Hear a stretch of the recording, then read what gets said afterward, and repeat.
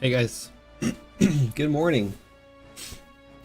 Just a fair warning ahead of time, I'm pretty under the weather today, so I'm gonna be a little sniffly and a little maybe coffee. We'll see. Speaking of coffee, kind of wish I had some coffee right now. What's the difference between housing and base building? Do you consider base building the whole custom? Yes, that's what that is. Well, base building is, well, yeah, I guess that's a good point. I see housing as like buying a house, placing it, and decorating it, and I see base building as like, I don't know. I guess you're right. I think I probably should have said the architecture system instead of base building. I guess I can go change that. Did I change it?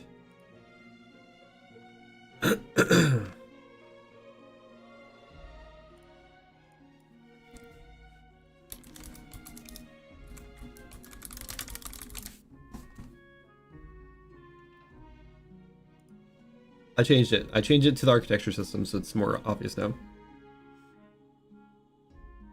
That's probably what I meant by that. Oh wait, I forgot about, hang on, forgot about YouTube chat. If you're on YouTube, hang on. Sorry, I'm coming.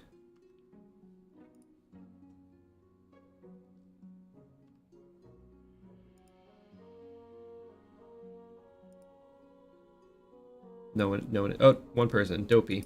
Hi. Sorry. I have your chat now. Now I will see you.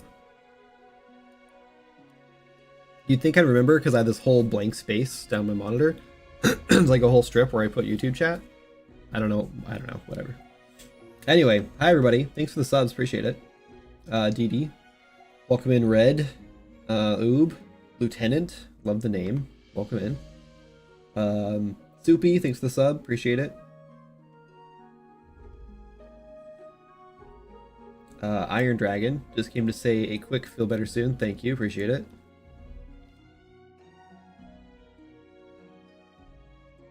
Yeah, it's stupid because I got sick and it lasted like a week, and I was like, that was quick and easy. It wasn't that big of a deal. A little bit of congestion, a little bit of a sore throat, not a big deal. It's gone.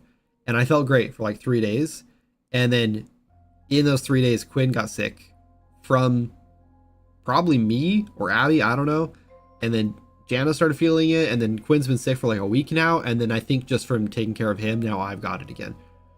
It's really fun. It's really fun having 2 kids because like one kid will bring home a cold, and then someone in the house will get it, and then someone else in the house will get it, and someone else in the house will get it, and pretty soon everyone's been sick for like a month. And then the first person gets it again, and it's just like this never-ending cycle, and it's like everyone, like there's always someone sick. Really fun. Your face cam is a little delayed to your talking. Oh, it is. I wonder why. I don't know why.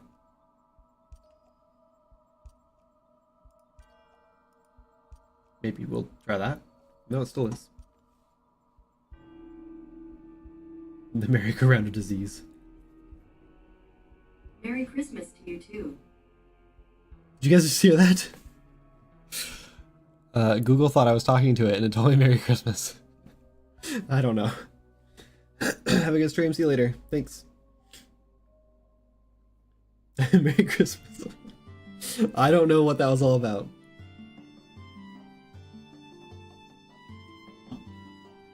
Anyway, I've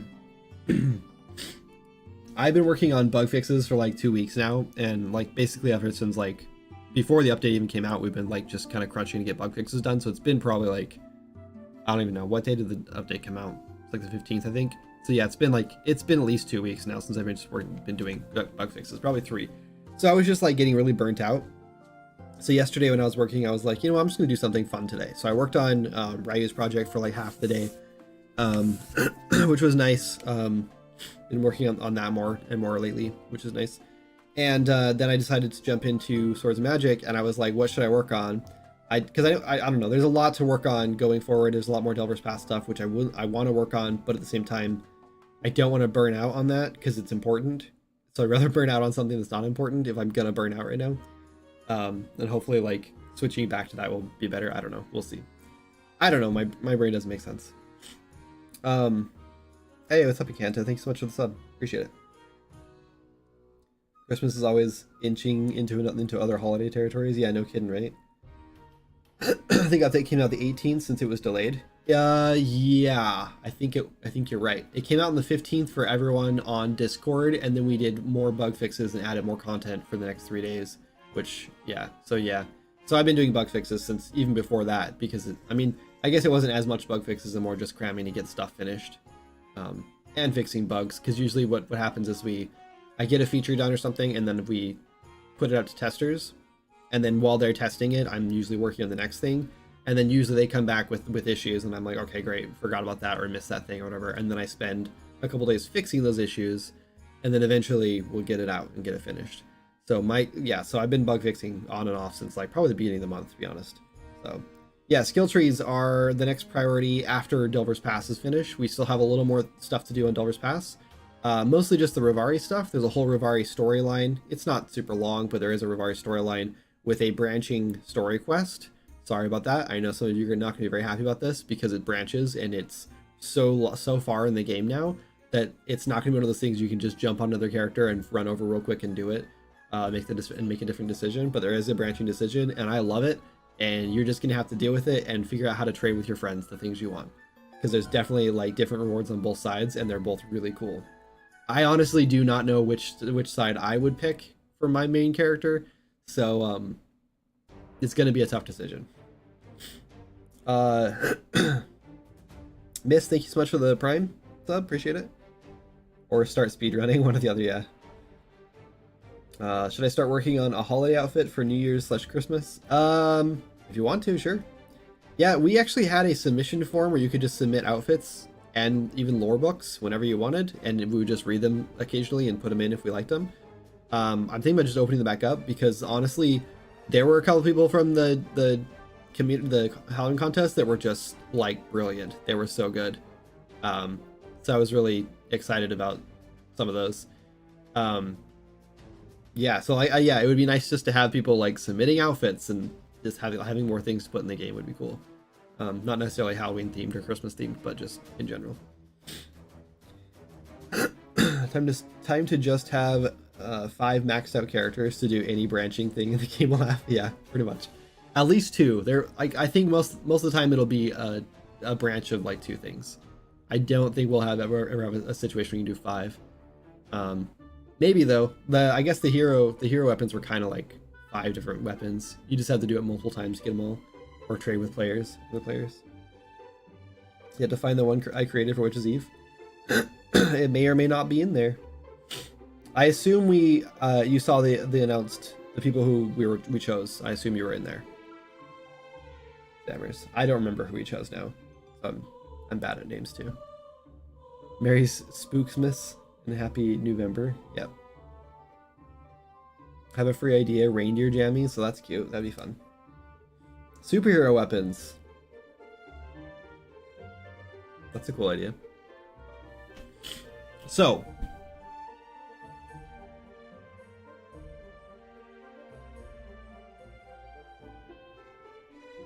hero weapons with super. Oh, got it. So what I've been working on today, I'll just show them to you because so I just went through and made some basic hair colors. So these are some basic colors.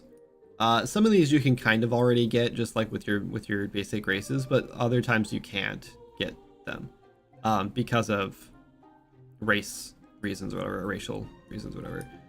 So and some of these are like glossier than the basic ones, which are kind of cool. Like this glossy black one is cool. Yeah. Anyway, and the plan here is I want to make the hair dye system that I've been thinking about doing for a while. So we're doing that. No promises that it'll be done anytime soon. We're going to make as much progress as we can today on it, because I just wanted to work on something new and this sounded like fun and something I wanted to add, so I figured let's just do it. The idea here is we're going to make one hair dye item that will drop with like a low % chance from any chest. So like just looting any chest in the world, you have like a 1% chance or something, or maybe less, maybe like 0.5% chance to find a hair dye. And that hair dye will then, when you pick, excuse me.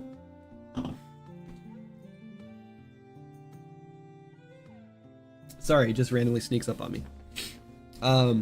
When you pick it up or when it drops, one or the other, it'll randomly roll with some data on it, which will choose which hair color it is. Probably when it drops, because that's how I think our weapons work. So we're gonna have to we're gonna use the same system where instead of storing like enhancement data on it, we'll store just a simple like index, like a color number, which will be easy. Hi mom, welcome in. Moonstone blue, that's a good idea. So these are the basic ones. I'm planning on making I'm gonna do basic ones. I'm gonna do a set of like wild colors, which will be like crazy, like hot pink and stuff like that, which I guess the deep red might end up in that color. I don't know, I might move things around. Maybe the ocean blue too. They're a little crazy.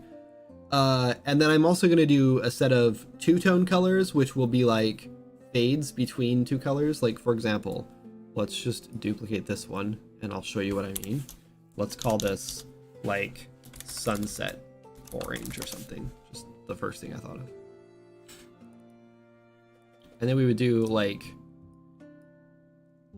maybe like a bright orange or something up here, and then the bottom one would be like a red, like a darker red, and then it'll look something like that. Maybe we go a little more vibrant with it. I don't know. We can also tweak the gradient power here. We could go something like that, maybe. Which might look a little crazy. No, it looks good. So we'll have like some crazy colors like this, right? So we're gonna have. I just went through and redid all of the UVs on all the hair yesterday, so they can all fade like this. They weren't able to do this before, so now you can have some crazy fading hair colors like this. I wanted to set it up so like it's like the bangs are kind of stuff like this one. By the way, this is a super old hairstyle that's still in the game, and the only reason I haven't like updated or taken it out is because one, ZBrush costs an arm and a leg, and I want to just pay for 1 month and do like 50 new hairstyles for the rest of the game and be done with it and never use it again until we have lots of money, and then I can use ZBrush for like a new project.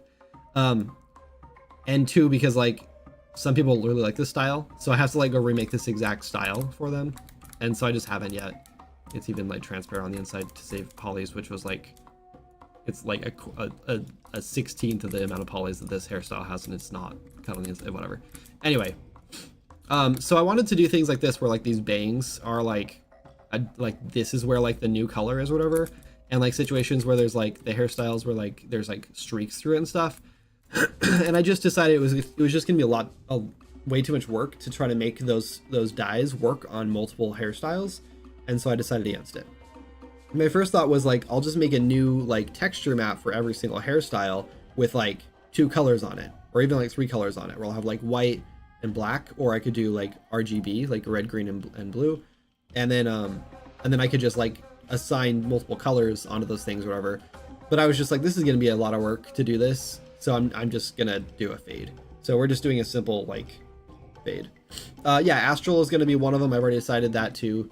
And that's another cool thing, is I can literally do anything we want with these hairstyles. So it'll just be a material instance that I slap on, so it can be literally anything. So my only concern here is that I have to go in and like make the code work for that, and I can't remember how our hairstyles are saved currently, or hair colors are saved right now. So that's my only real concern with it. I'm gonna have to like refactor that. So everyone might start with like with like existing players might come back with broken hair colors. I'll do my best to try to like salvage. I'm pretty sure we can salvage it, but I haven't looked at the code yet, so we might do that today. In fact, we might do that first before we dive into actually making the hair dye droppable, because I don't want to build all this and then find out that we literally can't do this for some reason without like a huge refactor.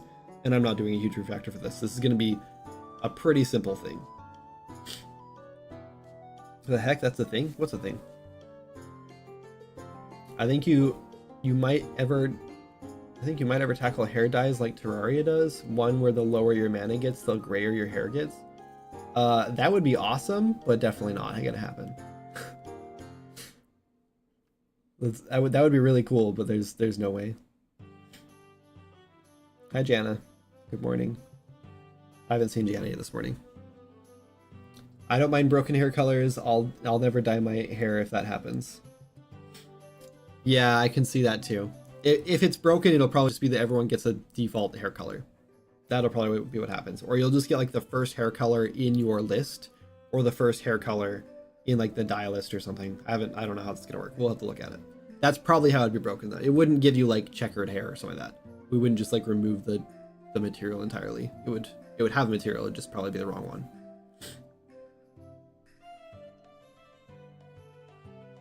Sitting in Utah waiting for an appointment.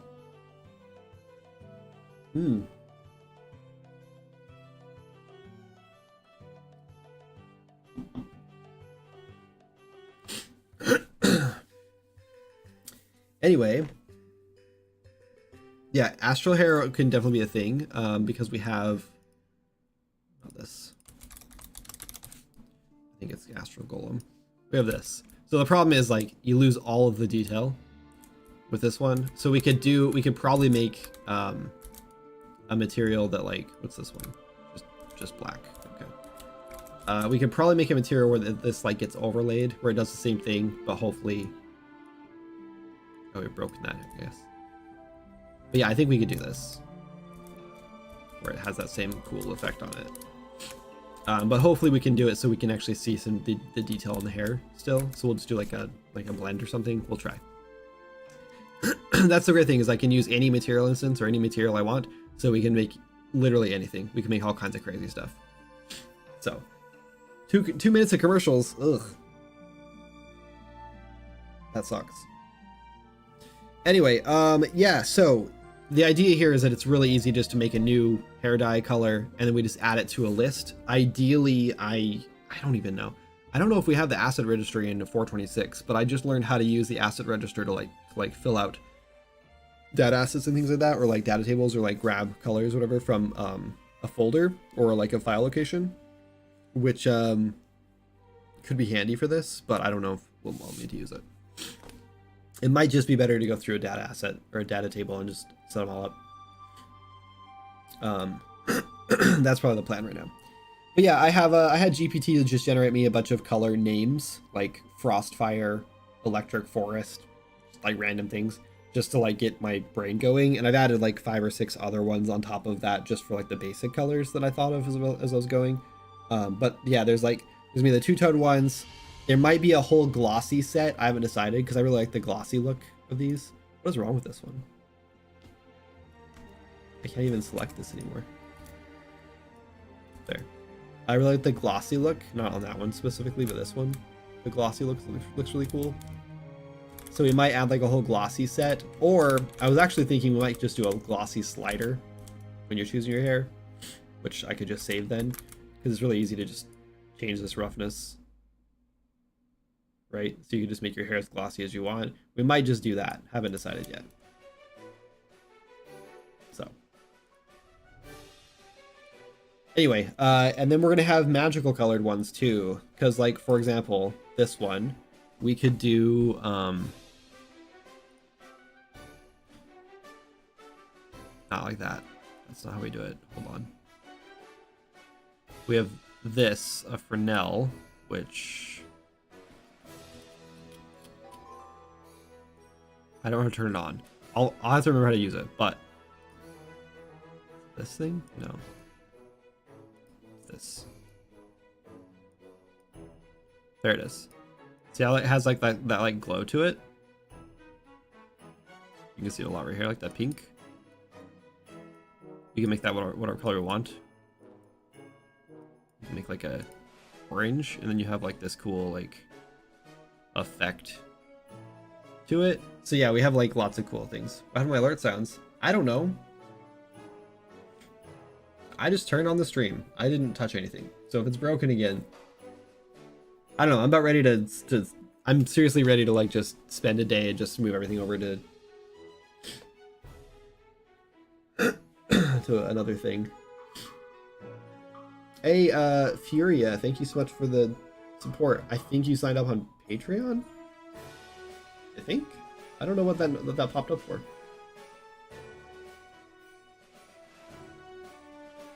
Oh no, a YouTube member. Yeah. Sorry. Thank you for that. I think you might be like one of the first 2 or 3 members. What's up, Mahawk? Wonder if dryads can dye their branches. Oh, so I set up the dryad hair too, and they are not, it's not their branches, it is just the, because their branches are like part of their skin, right? Like that's like their bark, whatever. So it's just their leaves. So dryads kind of get the short end of the stick here. I literally did not mean that pun, but it was perfect. So, yeah, they don't really have anything special. So if we put on, if we put on the dryad, like this one, for example, actually, what does work? What does happen here if we do this? I guess their vines will get dyed. So that's cool. So that's good. The vines do work. They don't look terrible. But these other ones will just be the leaves. Oh, I have to make sure these are all two-sided for those leaves. But yeah, they'll just get their leaves dyed, which is kind of lame. It's probably not worth it for dryad characters, unfortunately. I am thinking about letting dryad characters have more just like basic hairstyles too, because they could just be like they have their leaves or whatever styled. I don't know. It could be whatever. So yeah, I don't know. We could. I might allow them to have more hairstyles for this reason. These are all stemming from this one, which is a shame. I shouldn't have done this, but it's what it is. So now these leaves should have, they should all be, yeah, they're all two-sided now. Okay. But yeah, the leaves do have the color on them. I don't know why some of them are different though. We may need to fix some of these. It's fine. It looks fine.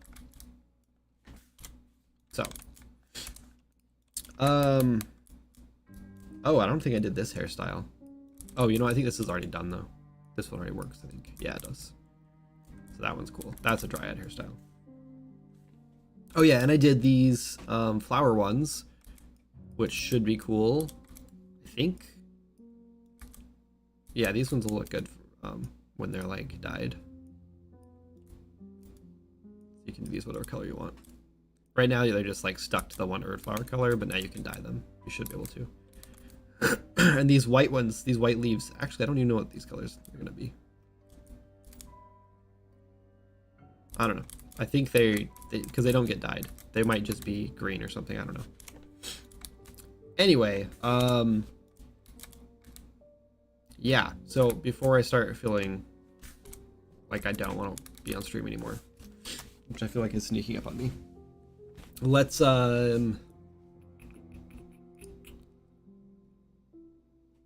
sure, save that.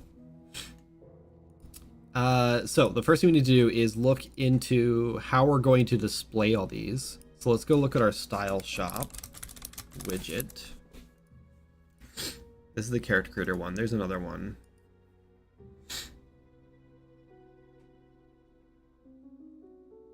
I thought we were using the same one. This one does say barber shop, so maybe this is the same one.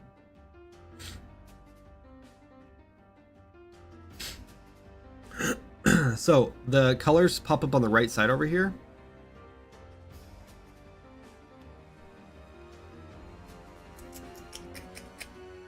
I forgot that's where they showed up.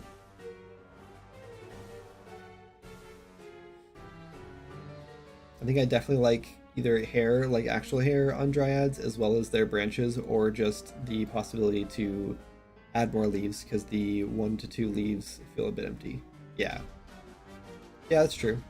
Yeah, I think the plan is like I'll just make a lot more dryad hairstyles, so you can just choose different variations of them, right? So I could go through and like add more leaves to like the existing ones as like actual, like just additional options you can have.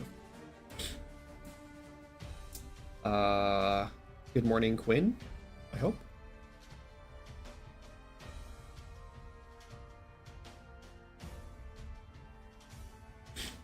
Dreads can still have beards. Yeah. Oh, that's another thing. I need to go through and do the beards too. The beards are not set up for the new hair dye. There's only like 5 beards there or something, so it'll be pretty quick to do.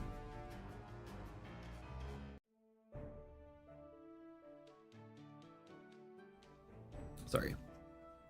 Yeah, so maybe what we'll do is instead of, let's just put a mirror out here actually, and we'll just test it in game, it'll be easier.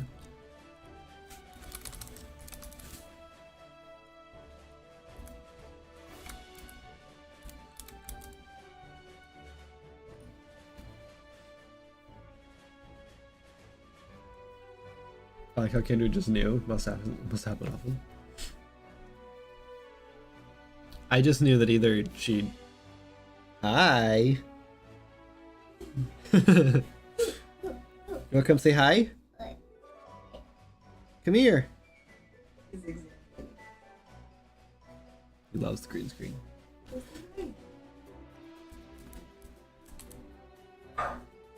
Really need to... Is this guy gonna fight me? Why are you fighting me? Hi. Sorry, a crab just decided to fight me. Come here. Come say hi. Wait, come here. Come back. Sorry. Come here.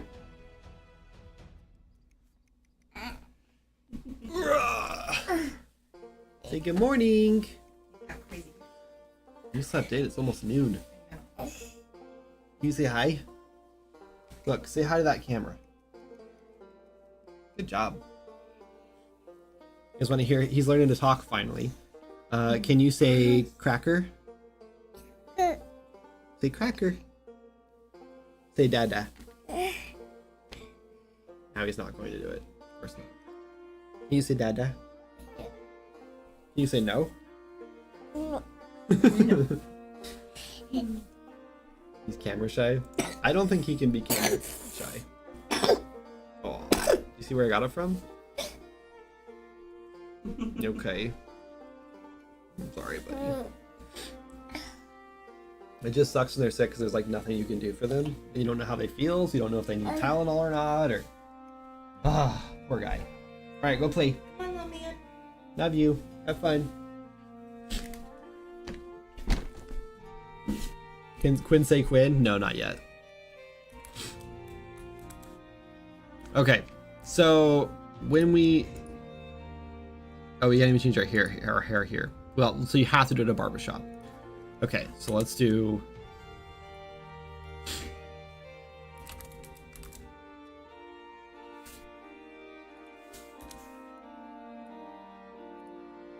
I'm gonna fall right in that lava, aren't I? Nope. Oh yeah, I need to fix this too if we're gonna do this system. Where every time you click something, it shows up as Am I getting errors here? I don't know. Style options. Hair. This has a 1?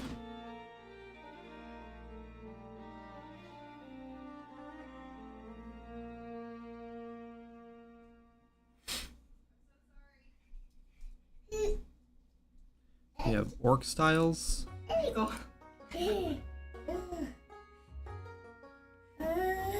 Hi. You ready to wait for mom?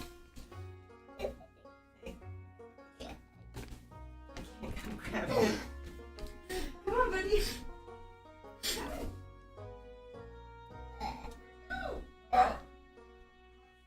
Go get mom.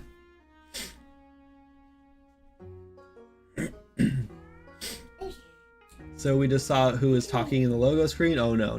That was our older daughter. That's Abby. And yeah, that was about 5 years ago. So she was about 4 then. She's 9 now. She's about to be 10. Yep. Quinn is not even 2 yet.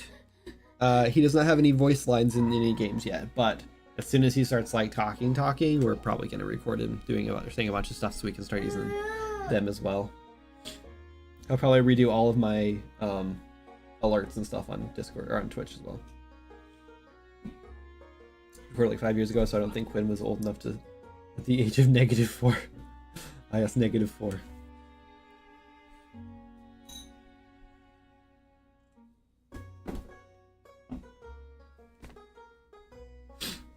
Anyway, I don't remember how to set this up because I have a orc styles and dryad styles and meshes to hide. Interesting. I guess the meshes to hide shouldn't actually be exposed. So I'm guessing it's hair, but I don't know why this is a number.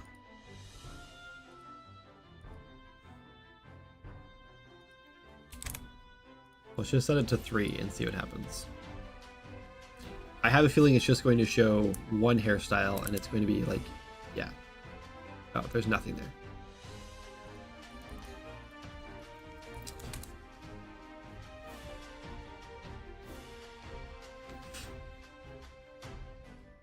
I don't remember how these are set up, and it's been a while since I played with these. Luckily, I have some set up in Tier 1, so I can go look. What does this mean, though?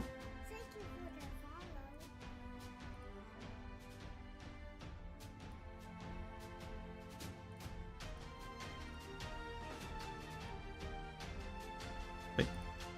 Why can I not change this to hair? Oh, I can't have more than one hair. Wait, so what does this mean?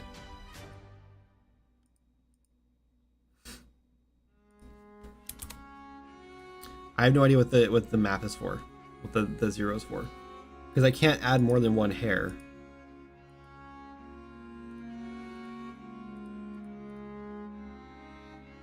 Chop styles. Oh, okay, here we go.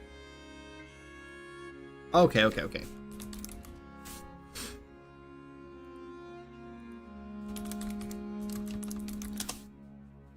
And then I don't have access to colors, so it must just be getting colors from our race. Which is good and bad. I still don't have any options for hair. I don't know what I'm doing wrong.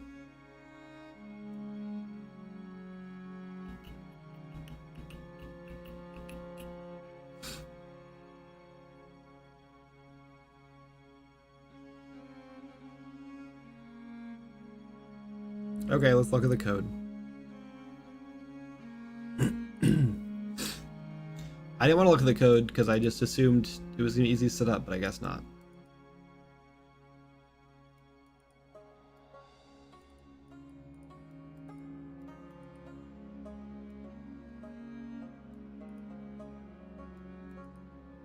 We need like a prevent sheath thing right here, or we just need to make sure that these clicks are not going through if you're in a menu. To fix that.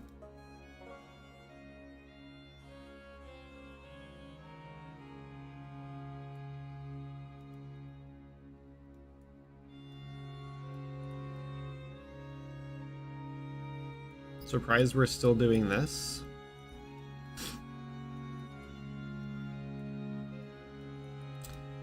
Alright, so open style shop window. We're putting styles in. Shop styles, orc styles, dryad styles. Based on the race. And style options. I don't know what the hell the integer's here for, so what is this opening? Style shop window.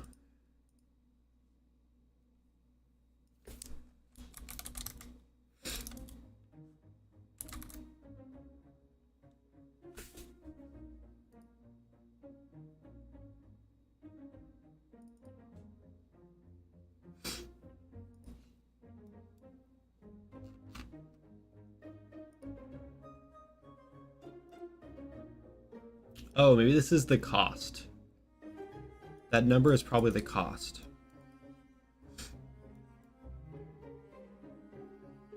This is why we should put tooltips on things.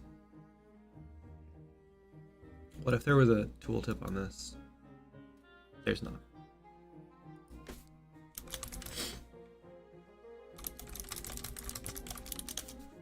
Now there is.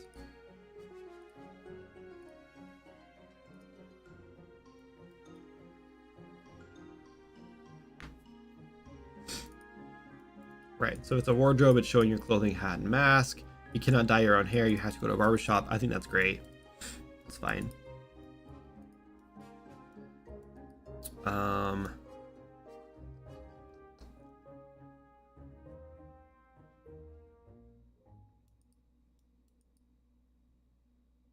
right, so why wasn't that working then?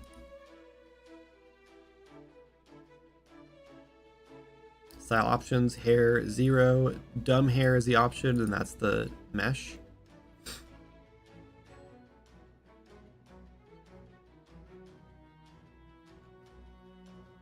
Oh wait, am I not a human? Maybe I'm an orc or a dryad. I'm probably an orc. I'm dumb. Yeah, I'm an orc.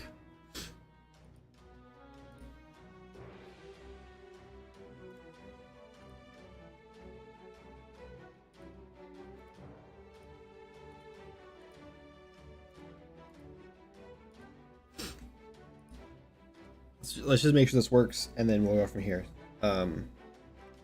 It's so nice that I just use static meshes. That means we're just saving the static mesh. Now we're talking. This isn't a style you can get in the game, right? I'm like 90% sure you can't get this anywhere. This was like one of the first hairstyles I ever made way back in the day when this was like actually probably the very first hairstyle I made when I was like I was just moving away from a textured hair color and decided to do a hairstyle like this. And then I should, oh yeah, I can't change it. Oh, and I'm bald. Interesting.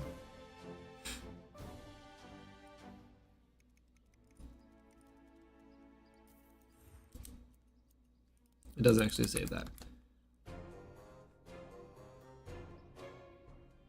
Sudden baldness. No at-home hair dye jobs, no.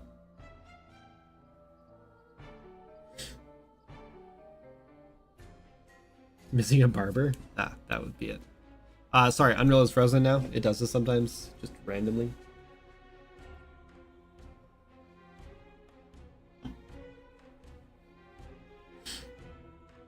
Come on.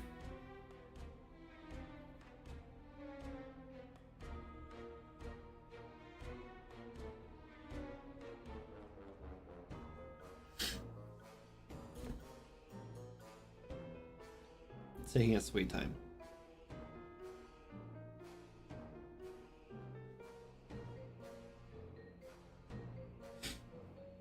I wonder if it's just because that hairstyle wasn't found like in any of our lists. I think we have like a character style list or something. Yeah, we have like a character style options here. And all of our hairstyles are in here. So maybe just because it didn't find that style in here, it didn't like save it. So it just gave us none.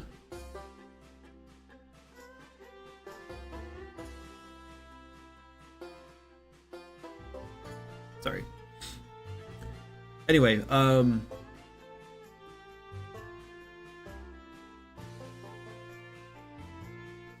well, I don't care about that. Oh wait, it is in here. It's called First Haircut.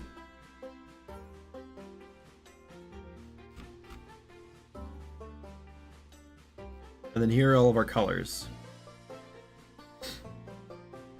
Okay, so we need to go look at how these are saved.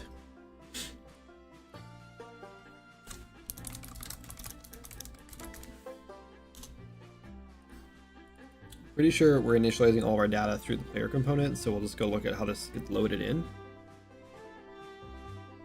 We can also just look at the save game, I guess.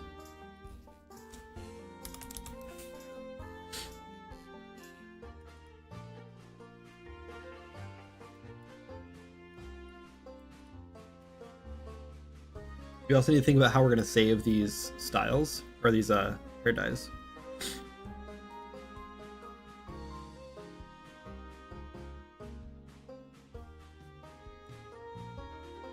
I don't see it. No, style.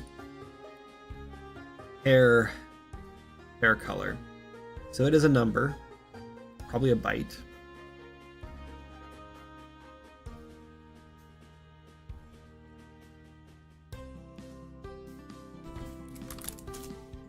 a bite.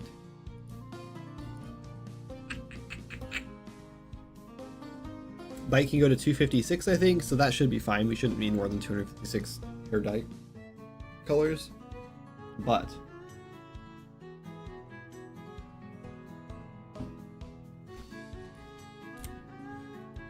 let's see where our style is actually initialized. I bet it's on the player character.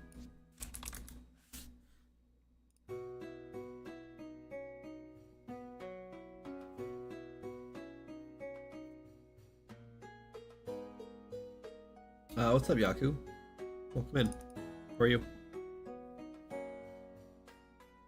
I'm a little sick, so bear with me.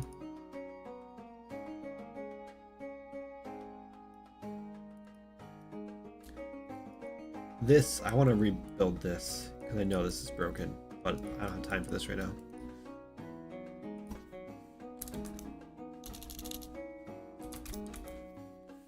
Set hair.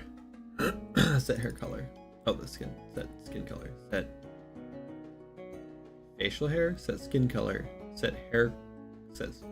Set skin facial hair color. Set hair. Huh?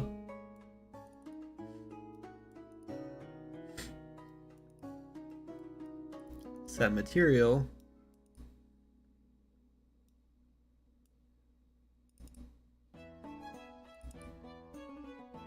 Skin hair color. Okay.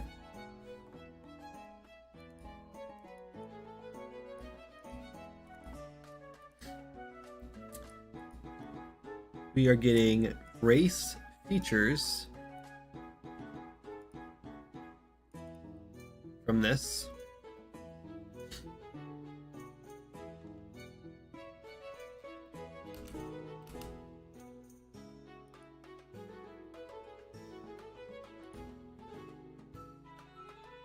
Oh, it's a struct. Got it.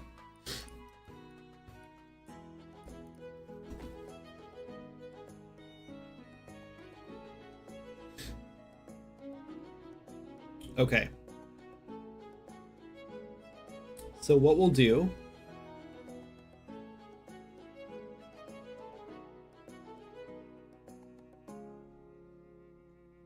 is we're going to have to copy the hair or the styles that are in here into a new data table for just hairstyles. We won't care about, well, will we care about the race?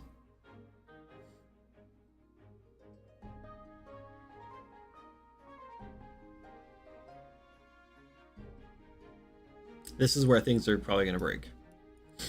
Because we're going to have to like make a new table. So I have a feeling that anyone who's not a human, all their hairstyles are going to break. Because they're going to end up with like, so for example, let's say you're a sun orc and you have number 4, right? You have this color, or let's just say 8 because it's more whatever. You have 8. You have this red color, and then you get the update. We have to make a new data table that basically just has 1 for like the first one, all the way down to like the number of like, let's just say like 60 colors, right? This will be all the hair colors in the game, including dyes and the default starting hairs. So we're already gonna have, also we should turn all these into dye too, which we will. So you'll have dye colors for all the basic colors. These are just a flat color, super easy flat color. Actually, maybe we can't do this. Because we're going to have to change this from getting a color and setting a color in a vector parameter to setting an entire material instead.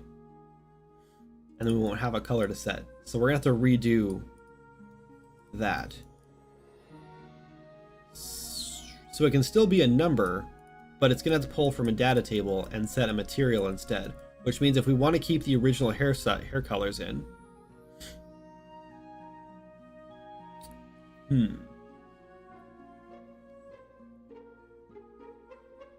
I suppose what we could do, because I think all races have the same number of hair color.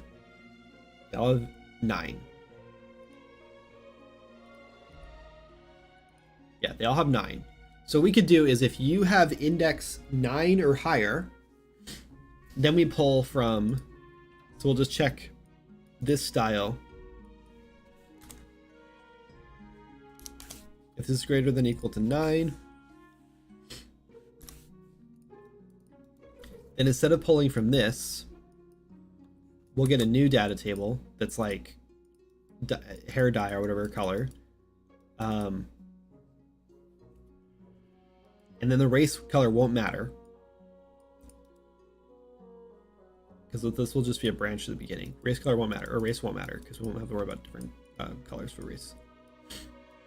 And then you'll just get the out row here. That does mean that if you go to like a style shop, you can't just like, you won't just have all the basic colors for all the races right off the bat. You'll just have your own race colors, the default colors, which is fine.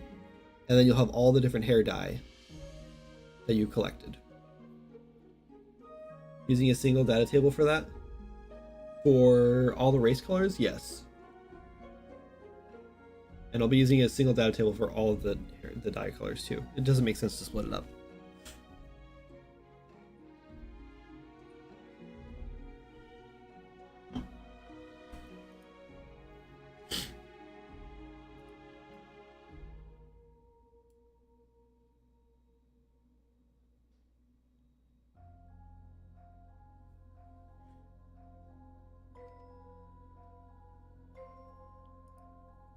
I think that'll work.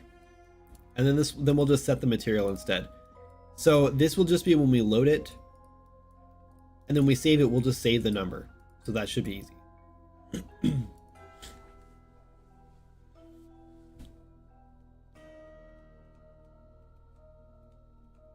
So that means when we actually show the hair dye, I think what we should probably do is in here we actually show the colors. We'll split this into 2 rows so you can see a lot more, and then you can scroll through and see like, you know, like 20 at a time or so. And then what we'll do is we'll grab the material that we're using, and we'll grab the color, and we'll use the material as the gradient or whatever, or as like the color on this thing. So it'll be like a box that uses that material. If it's going to be one of the base colors, it won't be able to grab the material, so I'll have to grab a color and set it, but that should be fine. We'll deal with that later. Or another option is we have your hair and your hair color, and then we have another option on the side for hair dye. So you can pick your hair and your hair color, and then you have to choose a different color for dye. The only problem with that is that then when you change your hair, it's going to like default it back to a basic hair color, and then you'll have to dye it again on top of that, which is kind of dumb.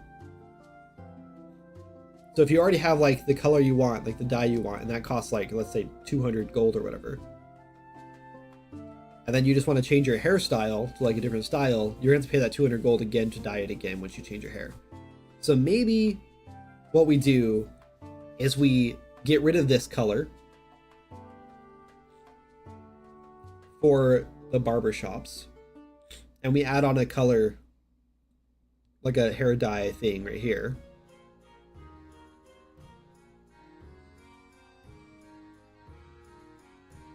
And then when you click that, it'll show a grid of all your hair dyes unlocked here. Another thing we could do, which I think we should do, is show all of the hair dyes in this list in a giant box, and put question marks, like black and white question marks, whatever, on the ones we don't know. Maybe you could hover over it and see the name, but you don't see the color. So that way you could pack the dye color into the byte and save both the hair color and dye color. No, I can't, because the hair color is all separate material instances. They're pretty complex. Like, this is one of them, right? It's not just a simple color. It's got Fresnel, it's got 2 different gradients, it's got like I can set up like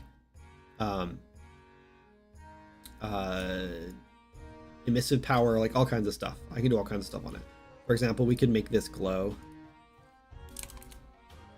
which doesn't look like it's glowing. Interesting. I wonder if that's just because we have the thing turned off. But yeah, we'll be able to do all kinds of stuff. Like I know I have that glowing on some of them. Like this is the exact same material I'm using. Like this one. I guess it doesn't look like it's glowing on here. When you actually put it on something in the world, it does. Put it on this hairstyle right here. Yeah, like it glows here. There's like a magma one. And like, so we can use like all these as hairstyles, right? I can literally just go in and like drag these in here. They don't even have to be like new things. So you can literally just have like glowing hair. So we can't just pack it into a byte. It's gonna have to be it's gonna have to reference a data table, which is fine, not a big deal. We're not trying to be that efficient with it. That's just gonna be a waste of our time trying to be that efficient. Spend a lot more time building a system to pack all that information into a byte than we would just having it reference a table. I've been saving an index in the save file that then indexes into the table. Yeah, we're already doing that. Yes.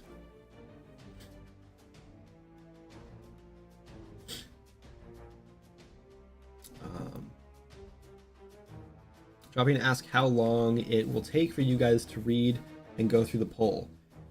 Oh, I don't know. It depends on how many people answer it, I guess. I don't know. I don't really know how many people are going to actually answer it. I'm assuming maybe like 20, 30.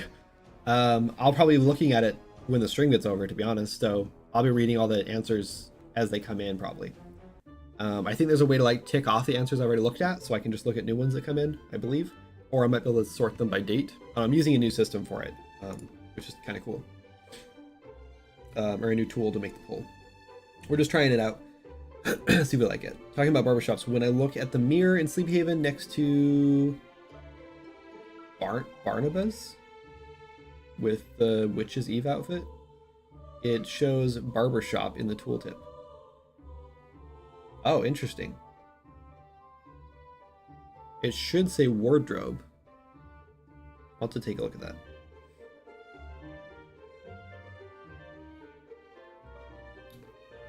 Just says thank you for taking it.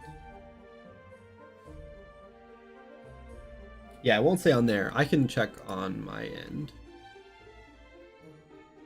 Let me look. Results. I don't know why I like spaced out my results so much. Oh my god, 42.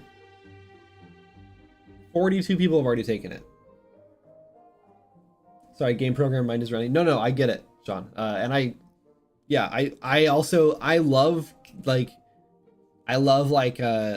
needling through like options like that and like trying to build more like efficient systems.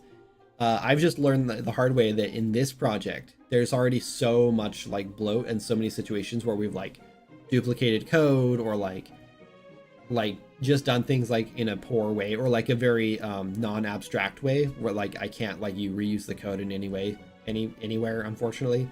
That I've just learned that basically getting it done is more important than trying to get it done the right way a lot of the times. I've learned a lot of lessons though, and so in new projects, like I'm working on another game with a friend who's actually paying me to do programming for him. And in that game, I'm taking all these lessons and actually doing things the right way and keeping things very abstract and keeping things like modular, like I'm adding components for everything. It's a lot cleaner because of that. And so like when I do have to build a new system, I think about like the most efficient way I can come up with anyway, to build that system rather than just winging it like I do in Swords of Magic. The reason I do it in Swords of Magic is because I could spend like 3 months trying to build like a really tight-knit system or whatever, but it's just not worth it. And like the drawbacks of having like a sloppier system are not worth the time I'd save doing it in a cleaner way. You know what I mean? I don't know. It's just hard to figure out, like, to balance that. But in Swords of Magic, Swords of Magic is like all spaghetti code. It's a 6-year-old project touched by at least 4 developers, 4 programmers, including me. I'm the only one that's still on the project now. And so I've actually gone through and cleaned up a lot of the older stuff. Not a lot, but a good chunk of the older stuff. But there's still a lot more to do. And I don't know, I'm probably not going to clean a lot of it up. I'm kind of the mindset now that we have like maybe a year left of development, and I just want to get it finished and move on to something else. Not because like I don't love the project, and it's not because like I don't care about it anymore. I absolutely do. It's just that I know that the longer we let this go on, those sales are going to drop and drop and drop and drop. And while I know that that doesn't seem like it should matter to an indie dev, it absolutely does. Just because if I can't pay my bills, I have to go work at Walmart, right? I have to go get a job somewhere else. And then I definitely can't work on the game. So it's more important to me to focus all my efforts on finishing the game than it is to, like, I don't know, I guess waste another like 2 or 3 years trying to get everything in exactly how I wanted it to, and make it like feature complete from like the original vision.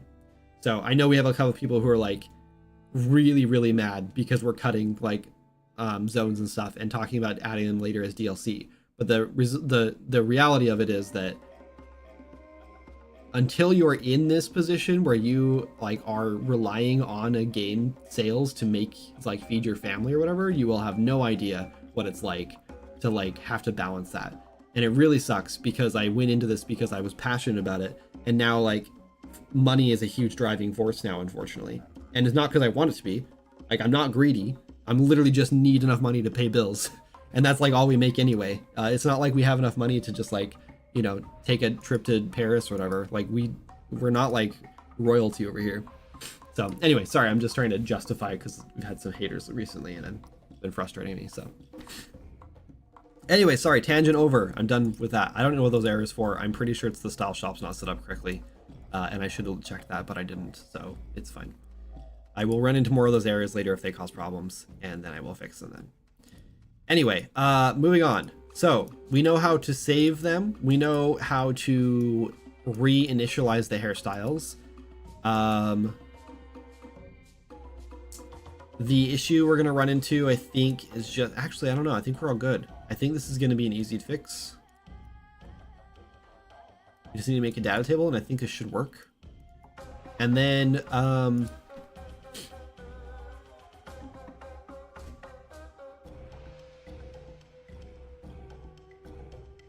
yeah, I think that's it.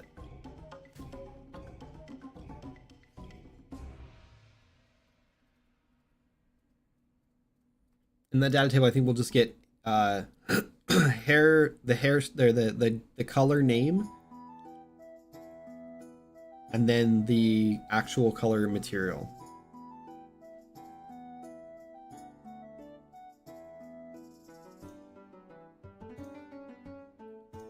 Yeah, I think that'll work, and then I think we can just finesse a situation. So yeah, I think the most complicated part is going to be setting up or like fixing the style shop to make it look good, the barbershop thing.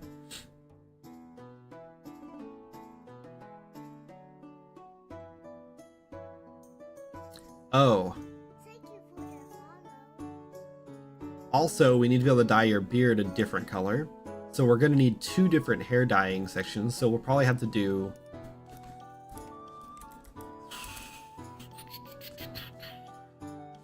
Beards.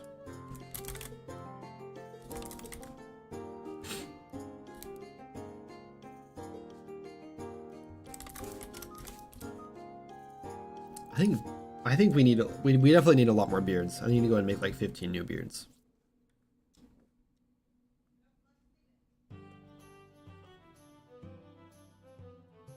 Sadly, always going to be haters. Even if you were to fix what they were complaining about, they'd most likely find... Yeah, they will 100%. One person in particular complained about a bunch of stuff recently. Oh, I didn't add the thing on there. They complained a whole bunch of stuff in a negative review recently about like all these things, like that we were focused entirely on like old content and old zones and not making new stuff or whatever. So then we released Delver's Pass, which basically like didn't touch any of the old content or whatever, and just added new stuff. We had a few more things here and there just to like kind of even things out, I thought. And then they immediately like updated the response and they're like, see, this is what I was talking about. They didn't do anything we told them to do. And I'm like, what are you talking about? Like, you literally left like 4 things on the bottom of your review that said like focus on new content, do this thing and do this thing and do this thing. And we did like 3 of the 4 things in this last update. Like we literally did exactly what they thought we should do. And I agree with like probably 50% probably of the sentiment that their like negative review says. And it's all things we're working on. It's like things that like just take time to do, and there's nothing I can't just like snap my fingers and it's done. Like it takes a lot of time to build a new zone and like put out new content and stuff. And I could do it in little tiny chunks, but then they're going to complain more because it's like, oh, this update only had like 2 new things in it, you know? Why even bother putting out an update if there's only like 1 new quest or whatever? And I agree. That's why we take like 6 months to do a whole update. So sadly, always yeah. Oh, you don't snap your fingers during game dev? Such an amateur. I mean, I do snap my fingers, but it rarely works. Crazy that they hate the game so much but keep playing it. Yeah, right? That's another thing. It's just like you can leave a negative review, but if you have like 50 hours at the time of the negative review and then suddenly you put in like hundreds of more hours, I'm not going to take your negative review seriously. Like I'll read it, right? And if there's something in there that I agree with, I will change it. But I'm not going to go change the whole game based on your negative review when you clearly are enjoying it enough to put in hundreds of more hours, right? So, will it work sometimes? Yeah, sometimes there's like something just like so simple that it just feels like I just snap my fingers. And so, yeah, sometimes it does work. You shouldn't care about these people at all. Focus on the community you created on Discord. 100%. Yeah, which is why I just put that poll out. If you missed it, I literally just launched a poll. I just posted on Discord. We're gonna have like 40 something responses, 44 responses, which is awesome. And yeah, it's basically just like a general poll on like just kind of getting a temperature for the game right now. Like what like things do you think need improved? Like what systems do you enjoy? What's your favorite part of the game? Things like that. Just like some general things. And there's even a section there where you can like leave longer feedback.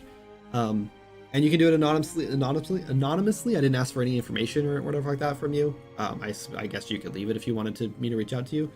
But yeah, so I just think that having like that more information would be great. I'm actually thinking about leaving that or putting it in game on like the title screen. Just putting like a little link to say like leave feedback here or whatever, and just get some feedback from it. Because the game is in early access and like lots can still change and lots does change. Like skill trees is going to change a lot of the game. The crafting overhaul, which I am 100% going to have to do before 1.0 because I really disagree with the way the crafting feels right now. That's going to change a lot of the game too. Like that's going to be one of those like I wasn't going to do anything for this. I wasn't going to change the update. Sorry. Oh my god. Let me start over. I wasn't going to change the demo for skill trees because I didn't think they were going to be that big of a deal for that early game, because you weren't like going to get high enough level in the demo probably. I'm probably gonna be proven wrong to even unlock skill trees, but you probably will. I'm sure players will. Someone will. So I wasn't really gonna update the demo for that, but for the crafting update, 100% have to. Like I have to change the whole tutorial. So when I change the tutorial, I'll have to update the demo.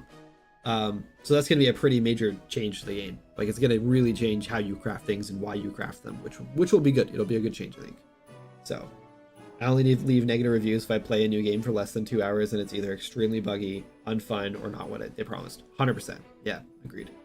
What's Alarin City? That's the next zone. There's 2 more zones planned before we hit 1.0. There's a lot more zones on the back burner that I would like to add that I'm just not promising them for 1.0 because we don't have the funds to do it. Alarin City is like a huge city that we have planned. It's mostly just gonna be a bunch of shops. Not a whole lot of questing going on, but we do have some like life sim elements planned that will kind of just be fun. In a perfect world, like the dream goal here is we're actually considering letting players start a new character in the city. We're thinking about doing that. There's no promises right now because that might change. But like the dream build of or whatever, like the dream like product here, finished product here, would be enough life sim elements in the city that you can basically just play in the city for like at least like 10 hours, whatever, and just like not really run out of things to do. There's going to be like apartments you can rent. There's going to be we're going to like reuse a lot of our same systems and mechanics, so it won't be that crazy. But I'm actually floating the idea right now of a romance system and having like 10 or so romanceable NPCs in the city. just an idea. I don't know. Probably maybe not. We don't need it. It's not something we need to have. It's just something that would be fun and would be interesting. We're thinking about having like skill trainers in the city that will like you can pay to like train up. Like you'll pay them, they'll give you like a challenge, like an enemy to like fight or whatever, like a combatant or whatever to fight against. And if you win, then you get like a level up, like an automatic level up. So it'll be like a gold sink to like just level up your thing. So if you're like grinding a lot and you don't want to do that and you have like 100,000 gold or whatever to blow, you can just go spend it on a trainer to like buy some levels essentially. When asked about the Switch version of the game, yeah, so as of right now, we are probably not going to get a Switch version out. It is something that we promised at Kickstarter, and we have to walk back that promise. We did a long time ago because the game got way bigger than we originally planned, and we bit off way more than we could chew. And I honestly don't think it would run on Switch at all. I think it would just crash the Switch immediately. It's just too big, and it's not optimized enough, and we don't have the manpower or the funds to like optimize it and port it to the Switch. When 1.0 comes out, if for some reason the game like blows up and takes off and makes like $1 million or something, then I will 100% be reaching out to like a porting company and seeing what they can do about getting it on the Switch, because I would love to like keep that promise. It's just one of those things that like we were new developers, we didn't know what we were doing. We also promised a Mac build, and we tried to keep that up for a long time, and it eventually we got down to the point where we were like adding up our sales from like the Mac, and we were spending more man hours like every week, like keeping it up to date and like testing it and fixing Mac specific bugs than we were making than we ever made. Like 1 week of like working on it was like way more money than we could justify. So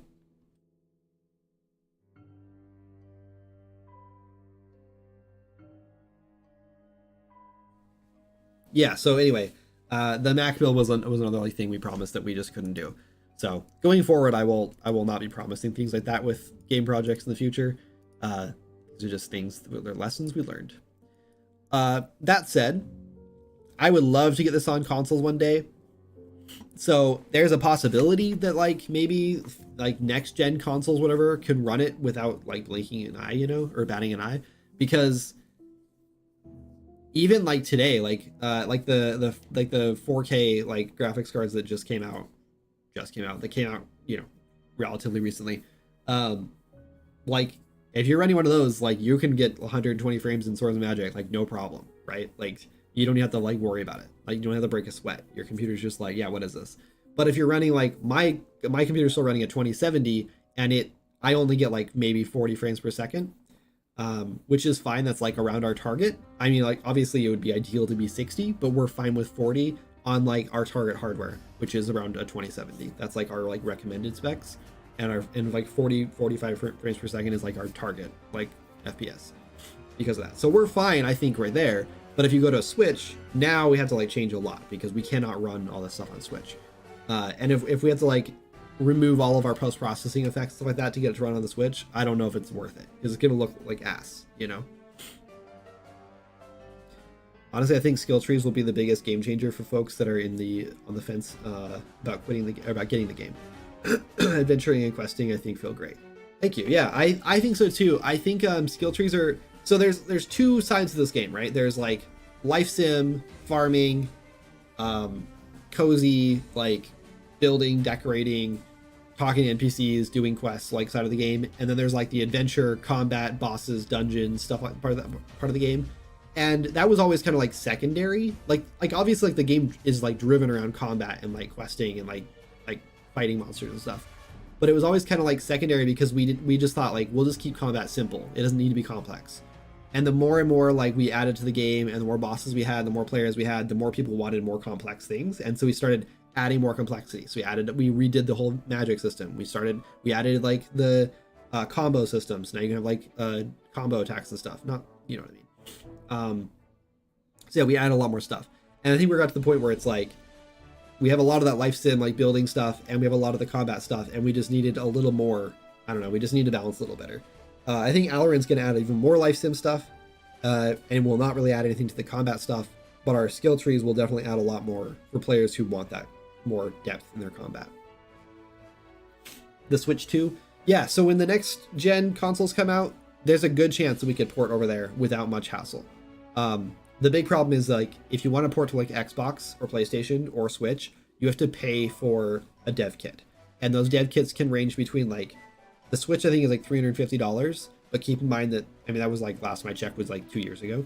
But keep in mind that the Switch is pretty much not a dead console now, but it's just sort of like it's old news, so like it's not gonna be expensive. It'll be even cheaper probably to get on the Switch later, but I don't think we can run on the Switch, so it doesn't matter. But the Switch 2 is probably going to be like thousands of dollars to get a dev kit, and Xbox is like $3,000 or something, or $5,000 or something, and the PlayStation I don't even know what that is. I think you just have to like get approved and everything anyway. So yeah, so like just launching on those systems, like we're gonna need like a publisher probably, or we just need to like get really lucky at 1.0 and make a ton of money to even like think about consoles. We also need to like completely refactor and like revamp the entire controller support, because honestly I think it feels pretty bad. I don't play with controllers in games like this very often, so I think all third-person games or like adventure games like this feel bad on a controller. So it's just what it is. But like I'd like to redo the whole like inventory system with controller support, like more in mind. The menus and stuff like that need better controller support. Like there just needs to be a lot more before we can go to console. Do you have plans for a project post Swords of Magic, or nothing concrete yet? I have a handful of plans. The more cautious and like less optimistic and less gung-ho side of me wants to just make a bunch of small games and see what clicks. And if something clicks, then we just expand upon it. So like I'm really tempted to go back to like the healing dungeon game and like finish that and just release it. Just make it like a 4 or 5 hour experience and just call it done and just be like, there you go. There's a game where you like go through dungeons and heal your allies. I think that would be fun. I also want to like revisit the Dwarvenhold game and like make just like a tiny Dwarven like RTS game out of that. Just do something fun with it, not like go crazy with it or anything. And then like there's a couple other smaller projects I'd like to go back to. I want to make a sequel to Isabel. I won't call it Isabel 2 because everyone will just it'll flop big time. But it will be like I'll just kind of like remake Isabel. I think that'd be really fun to do like a new horror game. Because I learned a lot the first time and I would like to put those lessons into reality, I guess. I don't know. And then I have a handful of like really big projects that I would love to do. One that I keep coming back to is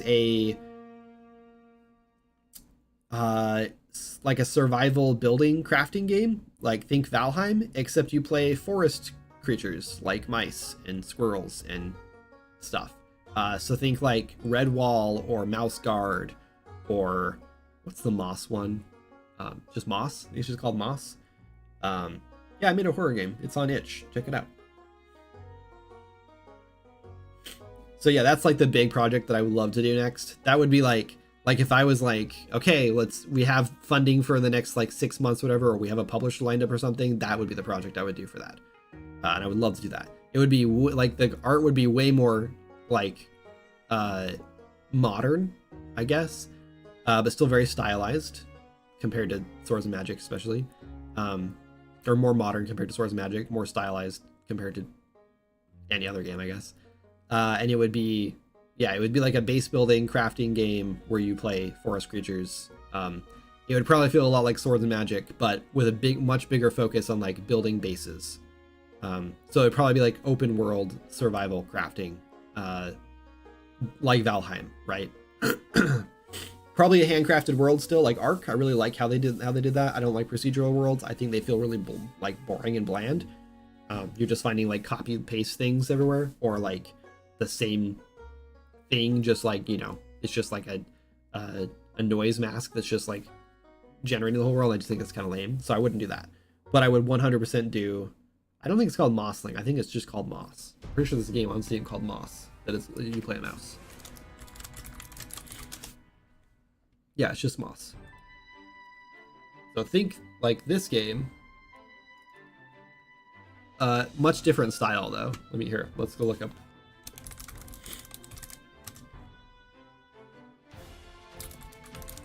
Hang on. going to Pinterest.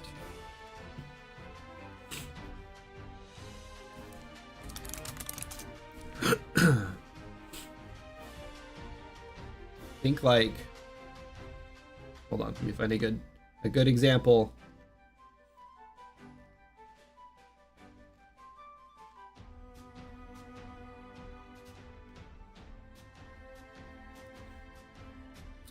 So think like maybe like this kind of style, but obviously in 3D. So a little more mature, right? But still very stylized, still pretty cute. All right, we'll pause this or just mute it. But you would be running around like, and I haven't decided if like you're gonna find like human-made structures or if this is just like an entirely like new like universe where like mice are sentient, not sentient, but like they have, you know, advanced intelligence, whatever, human-like intelligence, whatever. Because I like the idea of like ruins and stuff, but it would be like mouse size. Like I think it'd be weird to like go explore like a human ruin, whatever. But yeah, like a lot of inspiration from games like this. I don't know if you've ever read Redwall, but I absolutely loved Redwall when I was a kid, and so I'd like to make something in like a world sort of like that, where there's like a whole civilization around these like forest critters. Yeah, so it'd be like that. That's the idea. If you make a foresty game, please don't include giant spiders. Yeah, see, that's the thing, is like I just feel like that would be such a perfect enemy for that, but we don't have to have spiders. Maybe honestly, like other than the fact that it's just like kind of, it's like an easy like gimmicky like enemy, honestly our spiders in Swords of Magic feel, I mean, I hate to say this because like Joe did he did such hard work to get these to feel good. They just feel really janky to me, especially in multiplayer. I feel like they like teleport around and stuff, and they like just jump up onto walls and slide around and stuff. And like, again, no hate to like Joe because he did like such a tremendous job on the whole game, on all the things he touched. But I do feel like the spiders were difficult to get working, especially like the like jump and stuff. So I don't know. Maybe spiders aren't worth the effort. A phobia mode from the start. Yeah, 100%. If I ever do spiders again, we'll 100% do a phobia mode, but I've stopped playing a few games because of giant spider enemies. Yeah. Yeah. I get it. Switch dev kit is around the same price as a new on-shelf Switch. Yeah, which is cheap. It's very much affordable right now, but there's just no way it's gonna run on a Switch. We'd have to dumb it way down. We're actually even thinking about, for Alaran City, we're actually thinking about making it a separate level still. We've been kind of bouncing back and forth on that. I think making a separate level so you can load in when you start the game, either in Alaran City or back where you were in Tier 1, in like the rest of Tier 1, would be really cool. But we haven't decided yet how we're gonna handle that. If we do it like that, then it'd be just the biggest problem with it is that in multiplayer, if you're the host and you're just like, oh, let's head over to Alaran City real quick. As soon as you get to the bridge to get to Alaran City, it's gonna pop up and like tell all the other players like, hey, this player's about to travel to Alaran City.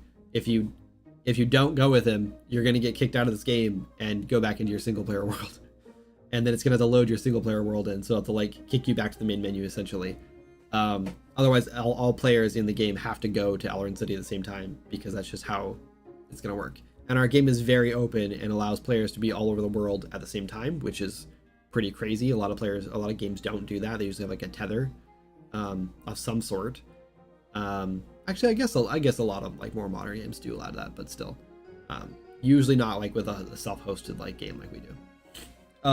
But anyway, yeah. So it would be, we can't like have players having like we can't have the game having two levels open at the same time. So it would have to be all or nothing, which is not ideal. So the plan I think right now is we're going to build it in Tier 1 as if it was there, as if it's going to be part of the game world, no problem. And if we see major performance issues, like problems where we don't know how to solve them, well, we can't do it with like level streaming or culling or things like that,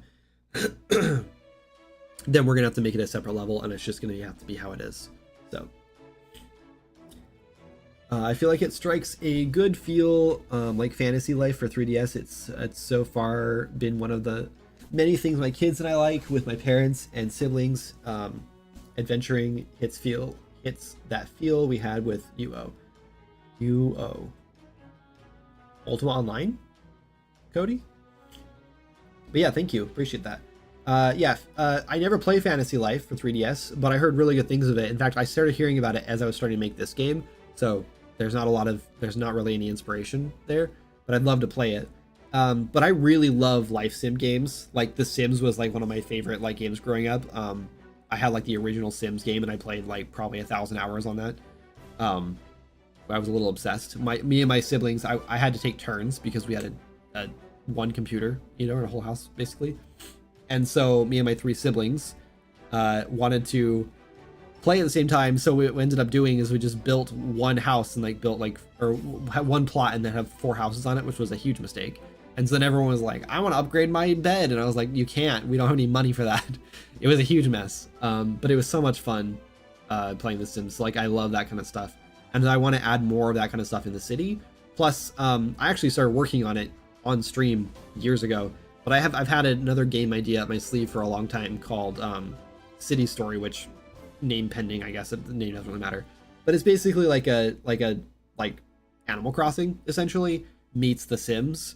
But you control like one single character. And you live in a city and have a job, and it's just like a life sim. It's just like a city-based like life sim game. But it would be multiplayer. Your friends could come in, and when they load into the game, their like apartment would like load in this one like apartment complex, whatever, and just like a new floor would appear in the elevator, whatever, and you can go to their apartment. That was the whole plan. And so instead of like building that game, because that's like a whole other like 3-year project probably to build something like that. My idea was like, why don't I just take all the elements I really like from that and add it to Swords and Magic in like the city? Because then it's like that same game essentially, and you can play it like that in the city. So we have a lot of ideas right now for Alarin. Some of them are a little wild. Some of them are like gonna have to rein back in or whatever. But so I'm not making any promises. Don't just take everything I'm saying with a grain of salt, because who knows what we're actually gonna end up with. But just know that right now the plan is a lot of life sim elements. Swipe text. Yeah, I get it. Yeah, so Ultima Online, yes. That reminds me, I've changed my crouch button to control, and now I always crouch when I'm placing items like my crops. Oh, yeah, that's a good point. That is a bit silly. Huh. I'll look into that. Yeah, our keybinds aren't great, and we're using a built-in system, and like I'm sure there's a way to fix it with that. We're not built-in system. We're using a third-party system, and I'm sure there's a way to change it, but I don't know. We just never like dove into it super close or whatever. But I'll look into it. Animal Crossing on GameCube was my game that my siblings would fight over to play. Oh yeah, we did the same thing on Animal Crossing too. Yeah, it was my GameCube. I bought it with my own money. I bought it over spring break. I remember buying it and then not being able to play it like all of spring break because I bought it out of town. Because where we lived, we didn't have like a Walmart. We didn't have anything like that. So we were like, I think we were in St. George, Utah, and I bought it at the Walmart there. And then we couldn't play it anywhere because my grandparents wouldn't let us set it up in their motorhome. So we had nowhere to set it up. We even had like a hotel room, and the TV didn't take the inputs or something. I can't remember. So we couldn't play it there. So like all of spring break, it just sat in the box, and I was just like staring at it for like a week long, and I was just dying to play it. So yeah, but luckily I didn't have to fight with my siblings over it because it was mine.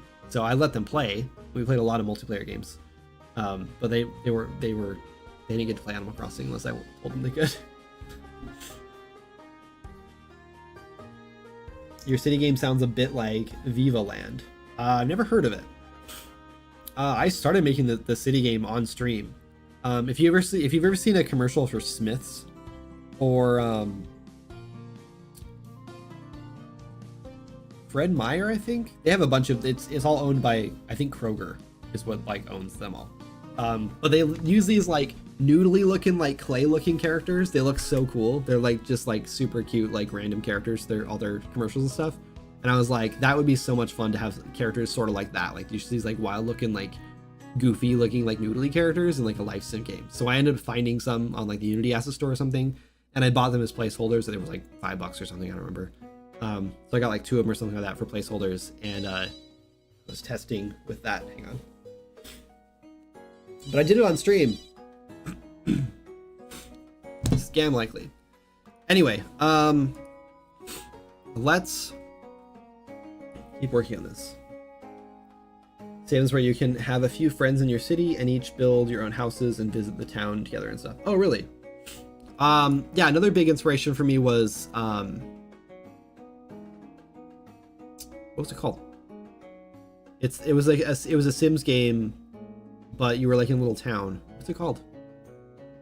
Sim.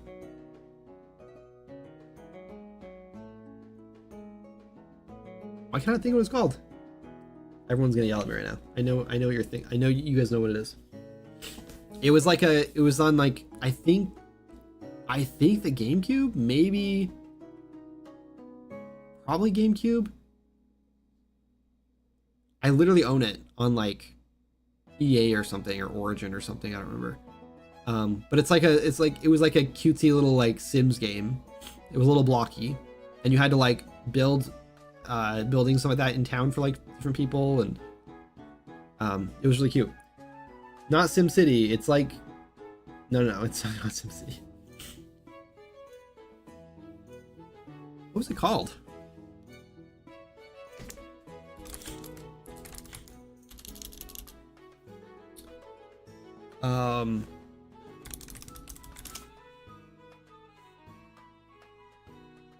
My Sims. Yeah. So it's called My Sims.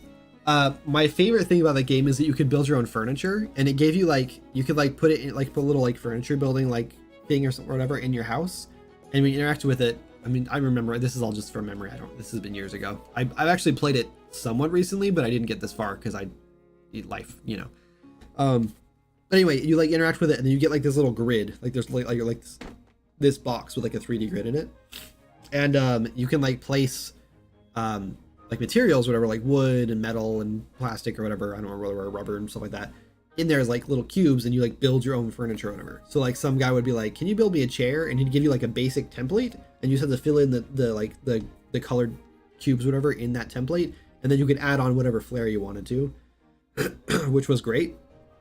And it was just like, it was super fun, and I remember playing a lot of that game, and so a lot of that was like inspiration for the city game too. But you have to look into Viva Land. That sounds cool.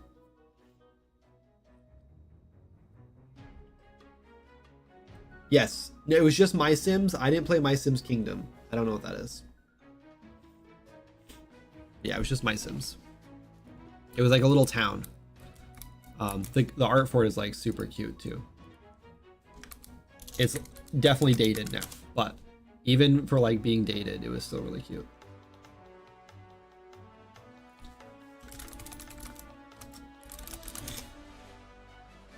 I'm trying to find a picture real quick.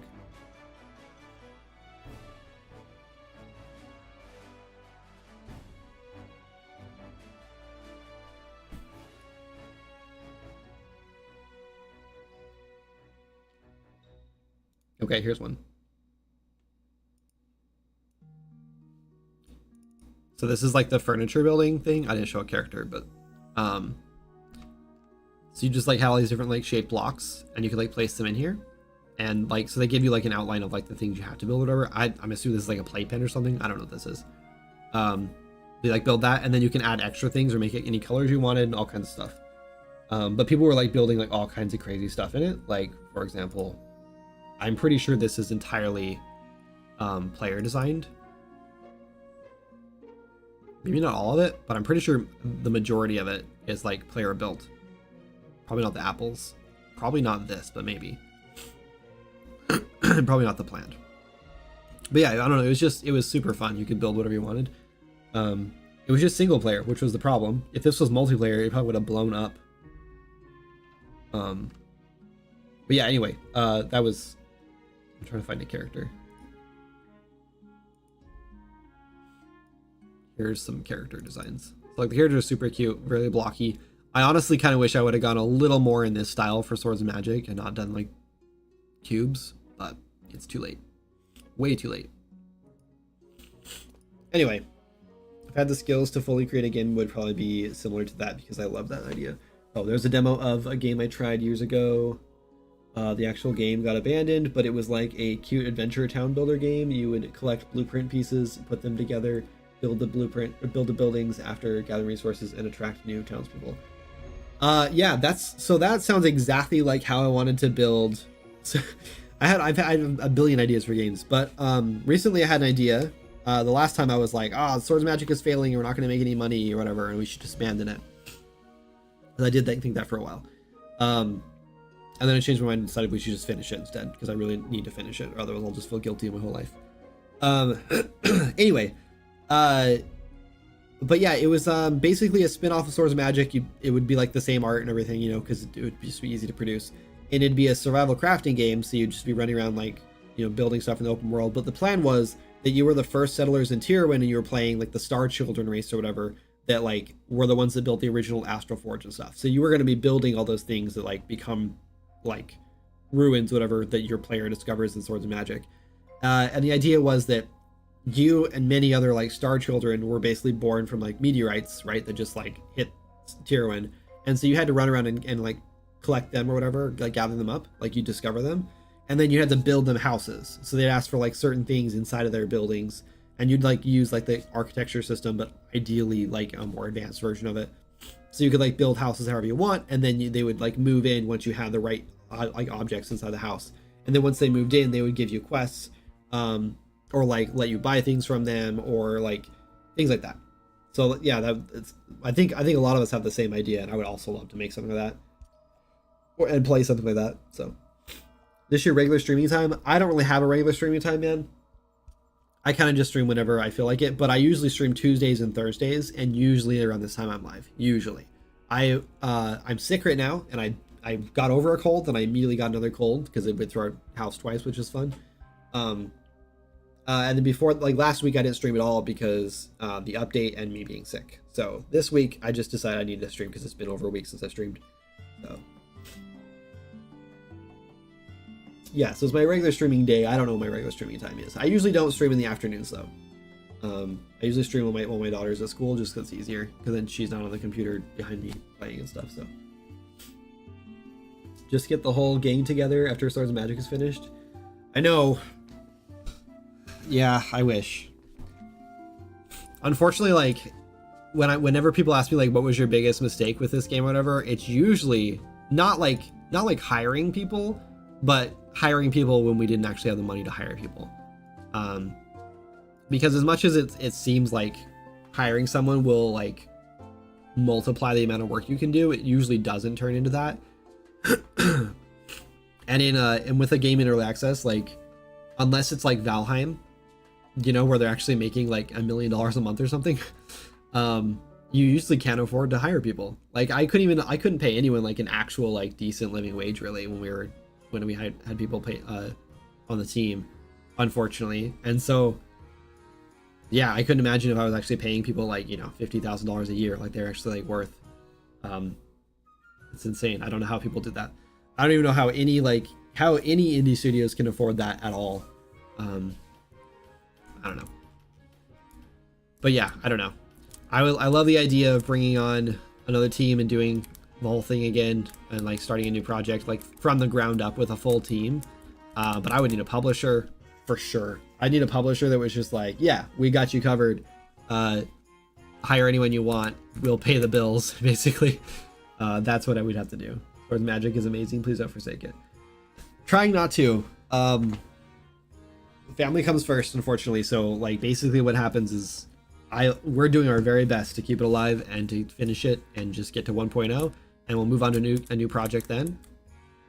And if for some reason Swords Magic like takes off and we do make enough money to justify continuing to work on it and it still keeps paying the bills, then we'll do that. But yeah, I don't know. As a creative person and a person who has a lot of ambition and a person who is getting close to being almost 40 years old, I have a lot of things I'd like to accomplish, and based on this project taking 6 years, I have lots of other bigger ambitions, and that means they're going to take even longer than 6 years. And so I don't have a lot of like options left if every game takes 6 to 10 years to make. So yeah, so like I don't know. I don't want to work on Swords of Magic the rest of my life. I want to work on it until like it's at a state where I just feel like it's done, and I want to move on to a new thing. So that's the plan. as much as that might hurt some people's feelings, thinking that I'm just gonna work on this forever, this is not a live service game. You're not paying a monthly sub, so like you're not gonna get a game that's like ever evolving. I wouldn't have a problem making it a live service game if that's what people wanted, but I don't think you guys do. I think everyone wants to pay for the game once and then get endless updates forever, and that's just not gonna happen. Pikachu face. That is a big skeleton. Yeah, it's the final boss kid you told me. It was a secret. I just want to tell you, my friend found a bug where when we spam H for the mount, it gives him crazy speed without riding any mount.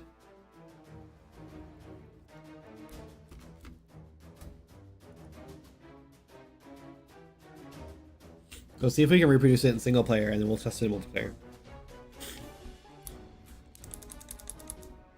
Oh, we immediately just like froze Unreal Engine.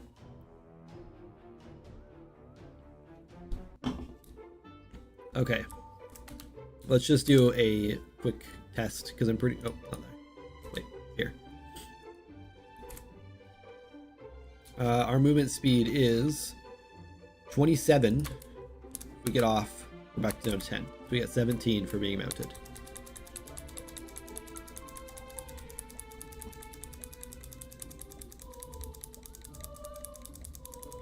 Just spamming as fast as I can. This is again single player. Okay, 27 still. 10 still. So it doesn't work. It doesn't work in single player.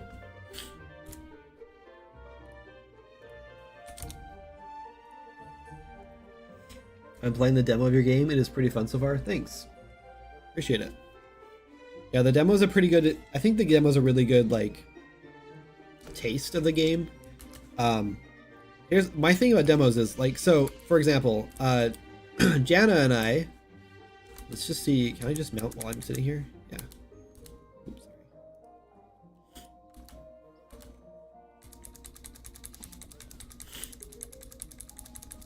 I'm spamming. So this is the client. I don't see how this is possible that you could possibly get haste over and over again. This was a bug at one point a long time ago when there wasn't this much of a delay between getting on and off your mount. Are you playing an older version, James? Are you guys playing the latest update, or are you playing an older version? Because I definitely cannot replicate it. Unless it's like... No, there's definitely no replicating that. So that's not a bug that I can fix. Unless you can show me how you replicate it, or unless you're doing something special that's different than I'm doing. Because you just watched me do the same thing. I just sat and spammed. You can probably hear me clicking it as fast as I could. And it has a long enough delay that the server should catch up and say like, yeah, you're going this speed. You can't go any faster than that. And then it kicks you off, and the server says, okay, you're done with that. So unless you have like a terrible ping, I'm talking like 3 seconds. Then I could maybe see that happening, because your client would be adding mount and then removing the mount and then adding the mount, and then maybe by the time the server got caught up, it would have seen like the mount being added multiple times. But I don't know. Even that, I can't see that happening. So, but yeah, let me know if you can reproduce it consistently, and you can tell me how. Yeah, that'd be great. Again, are you playing the latest version though? Because there was a bug very similar to this recently, and what was happening is it actually wasn't about spamming it. It was that I don't know if I can reproduce it actually. In fact, I think it still exists, but I might have fixed it. I can't remember. What was happening is the client would get on the horse before the server was like the server player was near enough for them for the replication to take effect. Which just sounds weird, but that's just how it works. It's hard to explain. And so if you got on the horse soon enough, or like fast enough after the game starts, whatever, it would like mount, but the server wouldn't spawn the actual mount. So you would have your mount movement speed while not mounted, which wasn't, it's just a visual thing. You just can't see your mount, but you still have the same movement speed. So it doesn't really like change anything. You might be able to attack still like that though, which might be an issue, but latest version multiplayer. Weird. How did the update slash sale go, Kindred? It seemed like there were a lot of new players. Yeah, it actually went really well. It went surprisingly well. Basically how we judge, or how we've been, the way we measure the success of each month now is no longer about how much income we brought in, because we don't bring in income anymore. All of the money we bring in basically goes straight to bills for the next month usually. So we usually make enough money in a month to almost pay our bills for the next month. And then the way we actually survive is through Patreon, supplementing the rest of that. So thank you guys so much for supporting on Patreon. And if you're not supporting on Patreon, I would appreciate if you did. You don't have to, but you can if you want to. It's very helpful. Twitch and donations, like donations on Twitch. Really, Twitch I don't really make any money on subs anymore. It's like I might make $100 like every 2 months on Twitch, so it's really not that much, but it is helpful nonetheless. So between those like 3 income streams, and then some of my assets too, I sometimes make like $50 to $100 a month in assets. So like there's a bunch of little tiny income streams that add up to be like a couple $100 a month, which obviously help us like push over the edge and usually pay our bills. But when we have a sale, we usually measure that sales success in how many months of like cushion it gives us. And this sale has given us, I think, 2 months, meaning we're going to be 2 months ahead in our bills now, which is very nice because it's a lot less stress on my shoulders.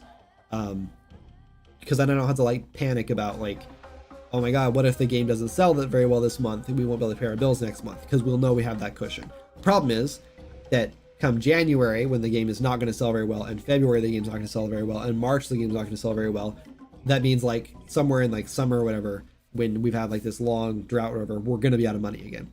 But that's okay. If we can make it to then, that's fine, because we can probably do an update and another sale then. Why don't you switch to Ko-fi or coffee? I don't know how you pronounce it. So you get all the money instead of subs. I use Patreon. I have a coffee or a Ko-fi, and we tried that.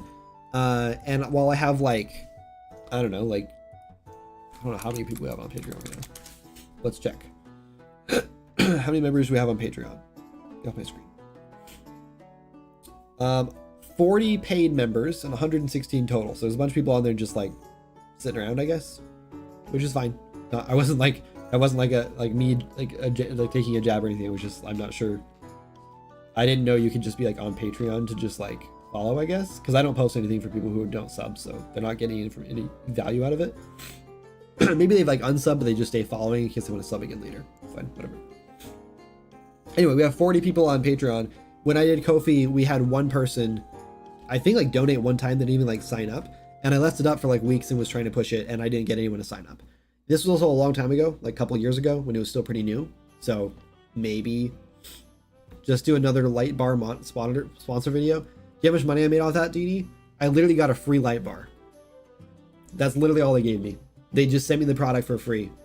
And at the time I was like, that's so cool. I get like this free $100 light bar. All I have to do is make a video. And then people hated me for it. They just hated me for like reviewing a product on my YouTube channel.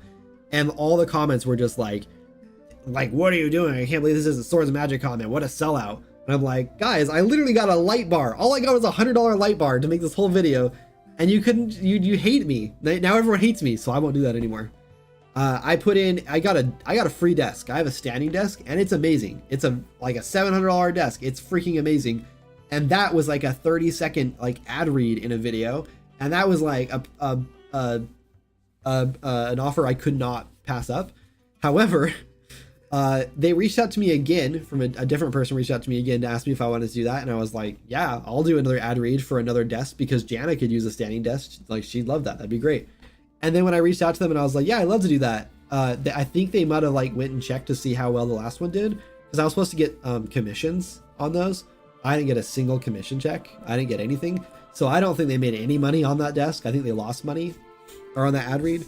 So I'm pretty sure when they looked into me again, they were like, oh, we've already worked with this guy and his video sucked and didn't do anything. So they won't work with me anymore. My YouTube is dead. So it doesn't like, there's no hope in like trying to like get sponsorship money, things like that. That ain't gonna happen. I would have to start releasing like a video every single week, which I'm not going to do because that's half my time working on videos instead of the game. And I don't know how people like Thomas Brush, no shade to Thomas Brush because he has a really successful YouTube channel and his game is looking great, and I'm sure he can afford to pay people to make it, which is how he can do it. And I know he's also passionate about making videos, and I'm not. I have no passion for making videos. I do not care about doing that. I've only done it in the past because I needed to do it, right? It was something I had to do for marketing reasons. So why don't you switch to Ko-fi? Yeah. So that's why I haven't switched to Ko-fi, because it just seems like it's pretty dead. And I'd rather have 40 people support me on Patreon, and I lose like, I think it's like 6% or something of each one of those, like every month, 6% of all the sales, I think.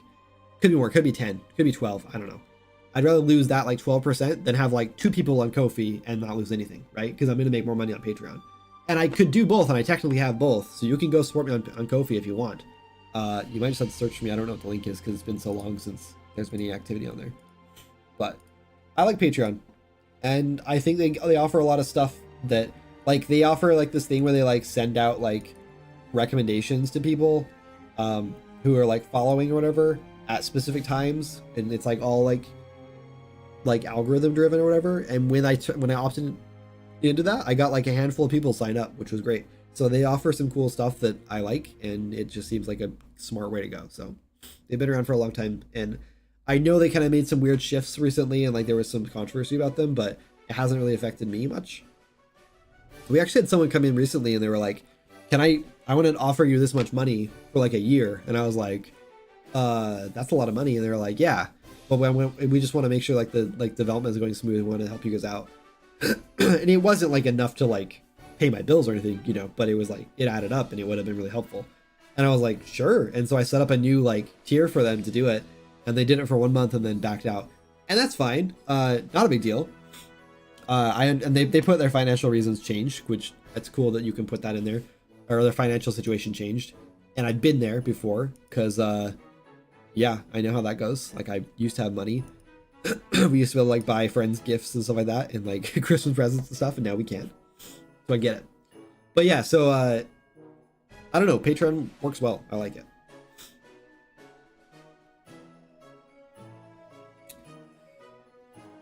Anyway, James, yeah, if you get that video over about that bug, then I will take a look at it. I think I know the bug you're talking about, and I think it just has to do with latency and being too far away from the server when you're turning on and off the stuff. Who's this guy? Testy Kyle. Also, what is this? I don't remember making this. Does someone want a glitchy penguin statue made of ice?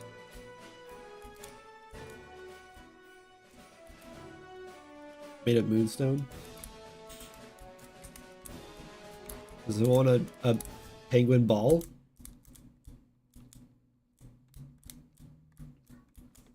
I'm not sure what these are. Good old Testy Kyle.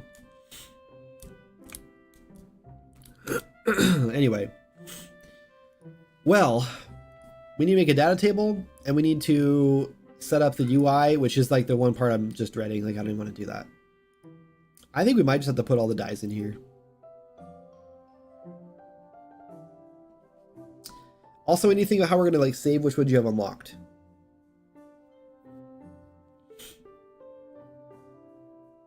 We also won't be able to like filter or search for dye colors, so you just have to scroll through and find the one you want, and I think that's fine. I don't care that much. Anyway, it is 1 o'clock. I need some like ibuprofen or maybe decongestant, and then probably a break. So I'm gonna go read through all of your submissions on this forum. There's 56 now.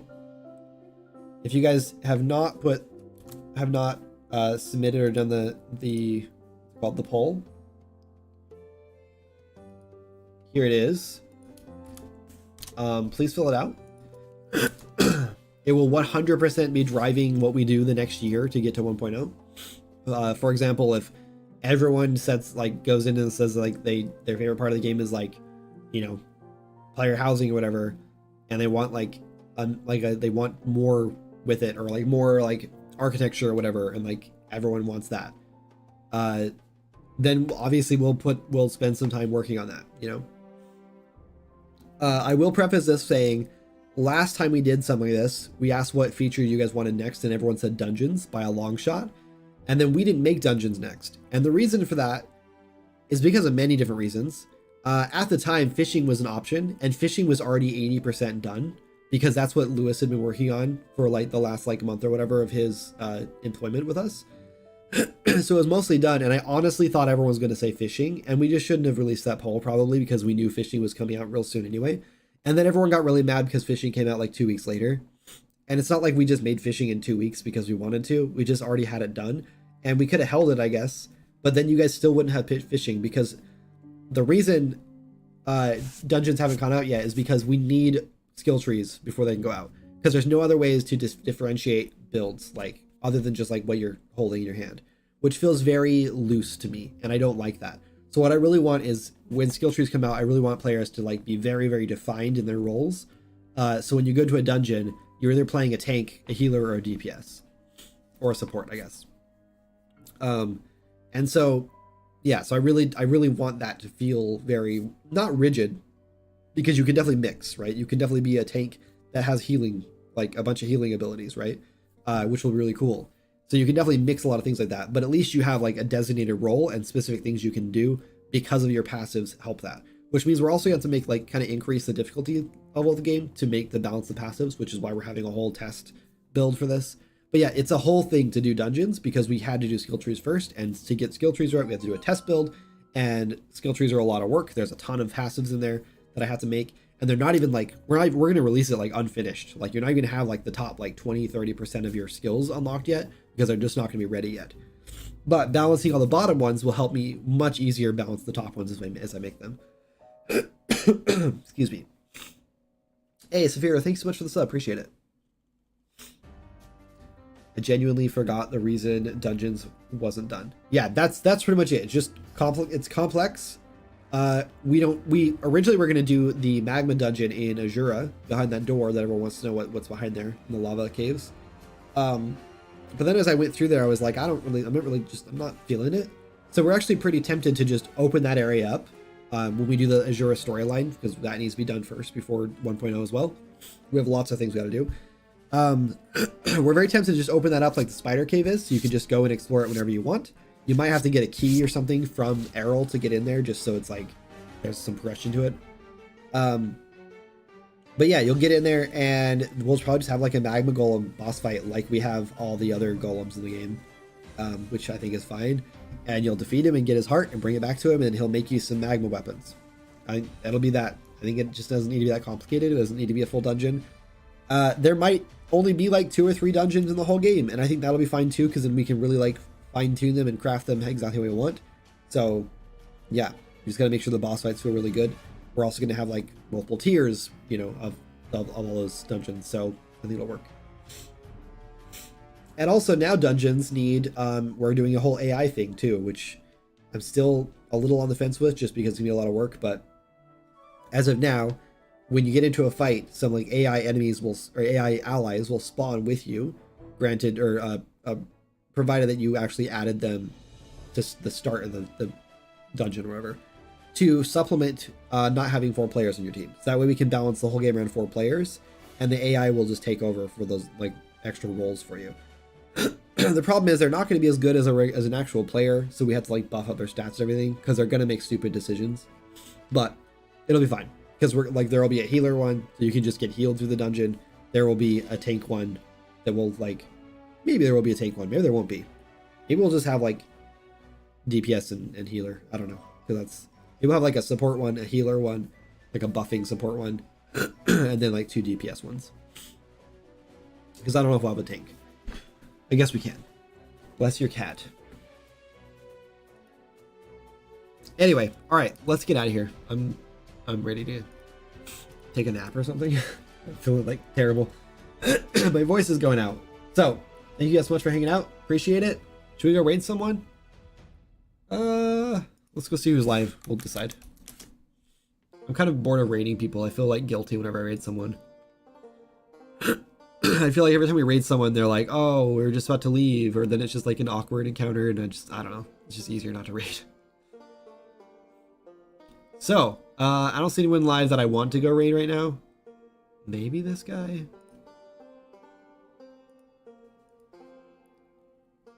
He's just starting.